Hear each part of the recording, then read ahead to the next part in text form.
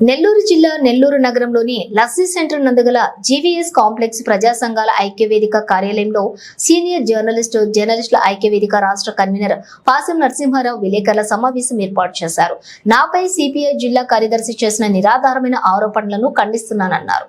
CPI party పేరు చెప్పుకునే దందాలు చేయాల్సినటువంటి దౌర్భాగ్య పరిస్థితి నాకు దాపరించలేదన్నారు.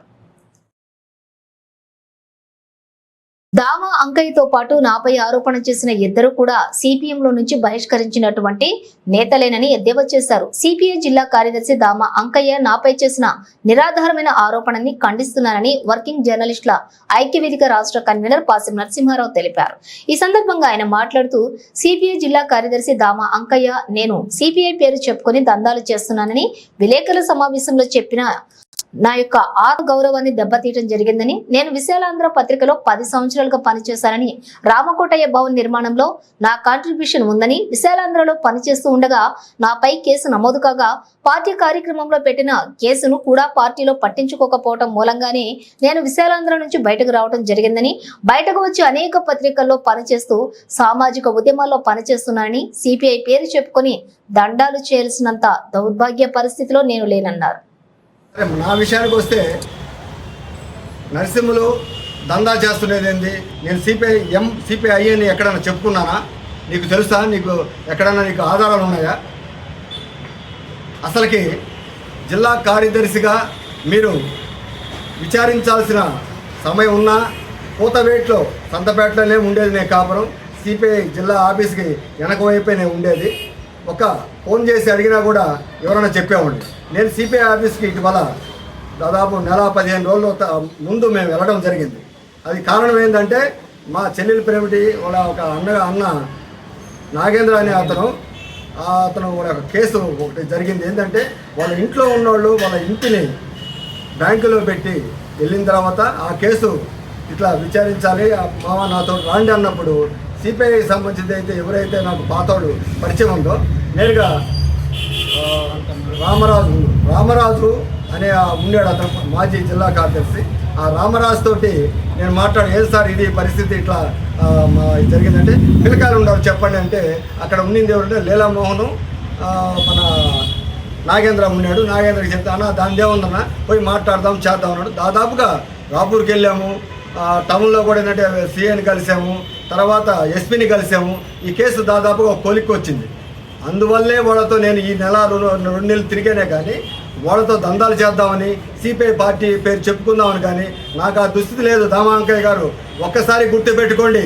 మీరు నిజాలు తెలుసుకొని నరసింహరావు ఎటువంటి వాడు, నరసింహరావు ఏం చేస్తాడు? నరసింహులు కాదు నా పేరు నరసింహరావు అనేవాడు ఎటువంటి వాడు ఒక్కసారి విచారించాలి. నువ్వు విచారించకుండా ఈ విధంగా పేపర్లో ఇవ్వడానికి నీకెంత ధైర్యం ఉంటే ఇస్తావు?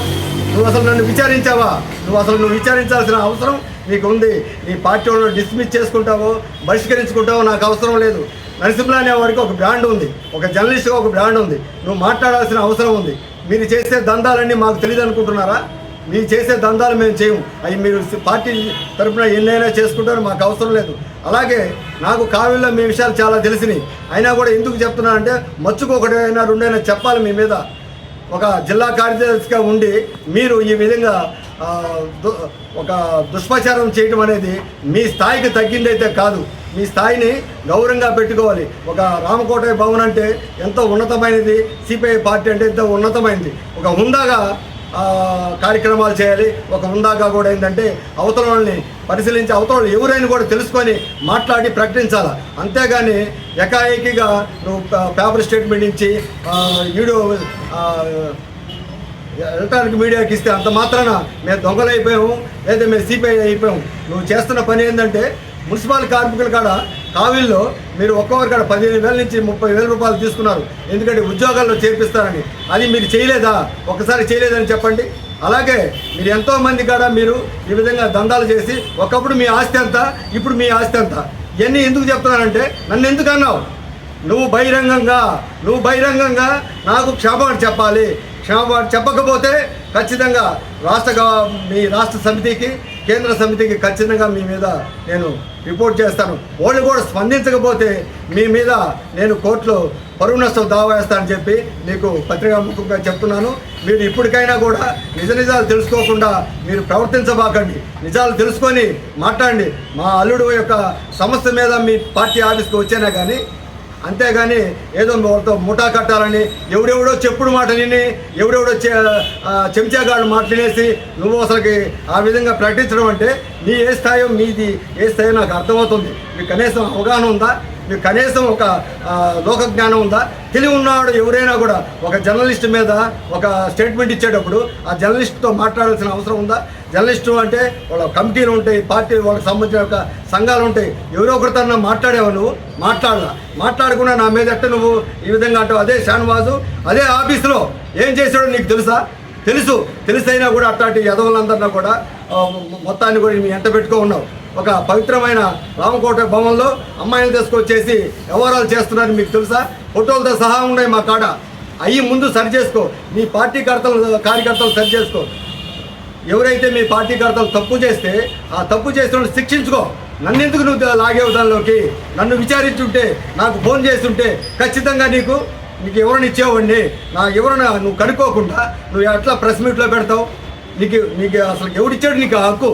నాతో మాట్లాడాలి కదా, మాట్లాడకుండా చేసావు కాబట్టి ఖచ్చితంగా నువ్వు బహిరంగంగా క్షమాపణ చెప్పాలి.